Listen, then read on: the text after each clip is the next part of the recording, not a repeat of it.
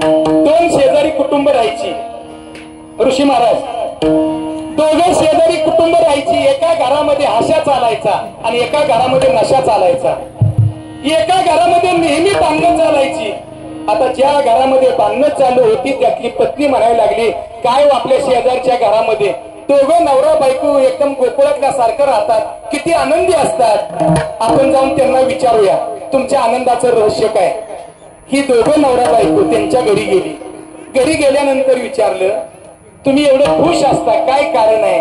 त्यावेळी दोघं नवरा बायको म्हणतात, झाकली मूठ 1.25 लाखाची, आमचा आनंद विचारू नका। आमचा आनंद जर विचारला तर तुम्ही म्हणणार दगडापेक्षा मीठ मऊ, तुमचंच बरं असं तुम्हाला वाटेल। अहो तुम्हाला काय झालं? अहो माझी बायको सारखीच माझ्या बरोबर बांधती, पत्नी म्हणते माझं कारभारी माझ्या बरोबर सारखंच बांधत्यात आणि तुम्ही सारखंच हसताय, काय भानगड आहे?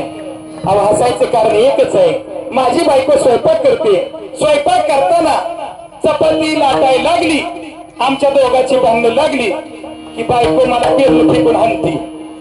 जर बेलन मी हुकवलं तर मी मोठ्यांदा हसतो आणि मला बेलन लागलं की माझी बायको जोरात हसते।